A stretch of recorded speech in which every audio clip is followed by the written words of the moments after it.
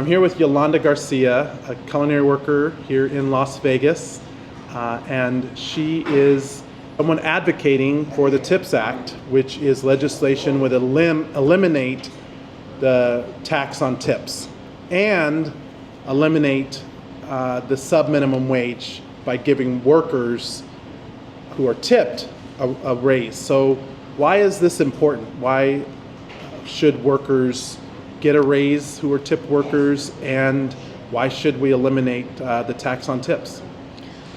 I think that it should be eliminated because, first of all, a tip is not guaranteed. It's a gift for a customer, so it's not guaranteed, and you're never gonna know if you're gonna have the same amount every single day. Mm-hmm. And it would help to eliminate the minimum wage because other stages are earning less wage as $2.13 per hour, and that's not like a living. Right now, everything has gone up, right. So that is not going to help to them. So the bill, the TIPS Act, my legislation, which is the only bill that both provides no tax on tip and that raises the wage for workers by eliminating the sub-minimum wage. So let's talk about no tax on tips. So what job are you in? I'm a fountain worker. Fountain worker. So what do you do? I'm a barista at Starbucks. Okay, so do you earn tips? I do. Yeah, and so, but the thing is, like I said, sometimes we do get tips, sometimes we don't, and our tip compliance is higher for what we usually make. Sometimes we make less, or sometimes we don't even make that much at all. And so to the average person, sometimes you get a tip, sometimes you don't. But regardless, they try to make you pay as if you do. Yes. And so if they eliminate the tax on tips, how will that help you? It will help me a lot because that is going to help me with my grocery store. I can buy even a little bit more, even a gallon of gas. Right now, the gas is like way up. Right. So even that helps. So keeping more money, your hard-earned money that you make, you'll be able to keep that to be able to afford the cost of living. Yes. And if we don't provide this no tax on tips, how are you getting by? Like, how hard is it for you? Well, sometimes I have to, do overtime, work on my days off, so that way I can get more money. So that's how I get by. Or sometimes I have to know, okay, this paycheck, maybe I cannot buy this one. I have to wait till the other paycheck, so I had to reduce my my expenses. And if there's no tax on tips, then that is gonna help me. Okay, I can buy this time, whatever I need on that time. I don't have to wait for it. So let's change to why should we raise the wage for workers? Why the culinary stands for one job should be enough. You shouldn't have to work 2, sometimes 3 jobs to make ends meet. So why do tip workers deserve a raise?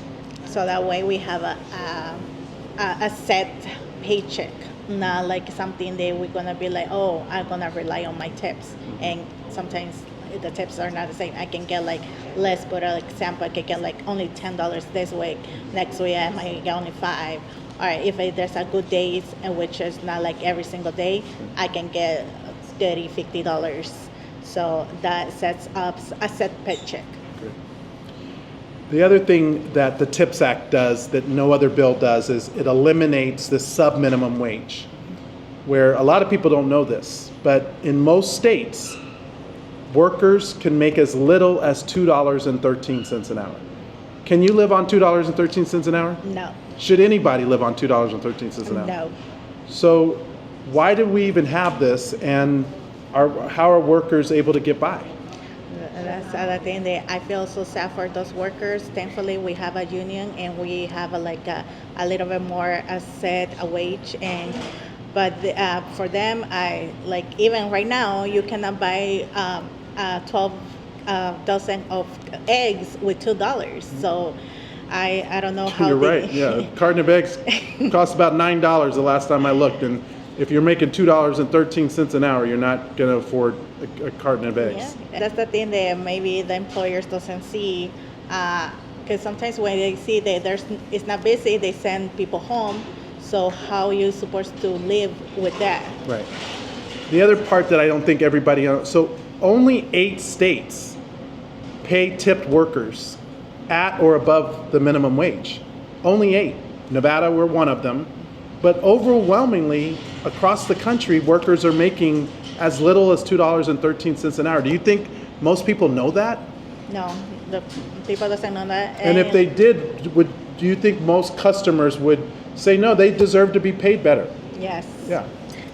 I think until you talk to the workers, you know how they living. You don't know if they have 2, 3 jobs to sustain their life, to pay bills, to get grocery, the most important things. And so, yeah, only if you talk to the workers and see that what that really thing, how they're living, then you will know. So another thing I think most people don't know, 6 million of the workers who make as little as $2.13 an hour, 70% are women. And most of them are Latina and Black women. So how does this affect women differently if you're making as little as $2.13 an hour?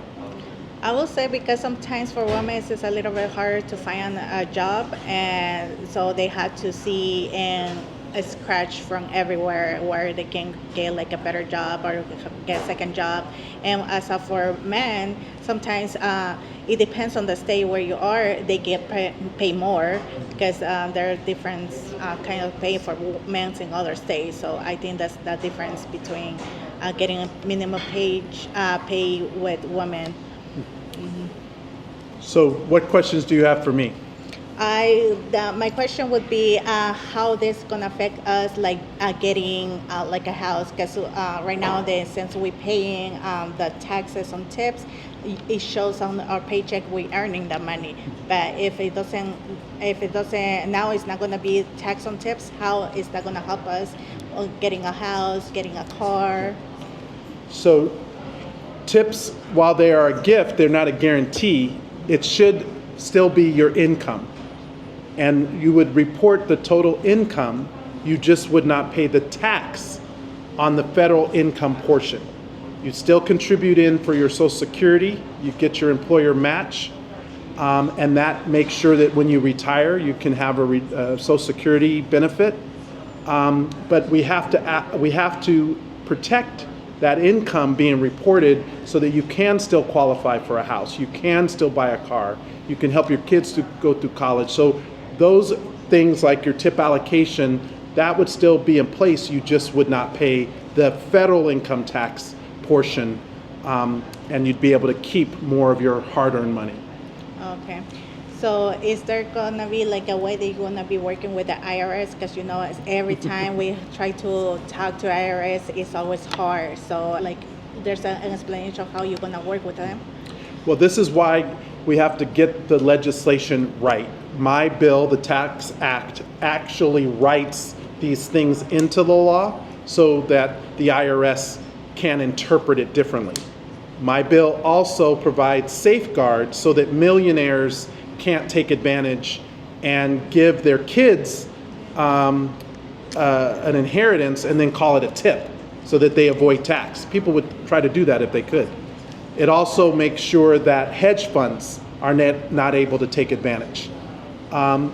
Finally, the bill defines what a tipped worker is and isn't, so that the IRS only applies the tax benefit to you and workers that are in your classification, not to just anybody who would try to do it. So getting the bill right in how we draft it, how it gets voted out by Congress is important, because the IRS can only do what Congress tells them to do. Okay.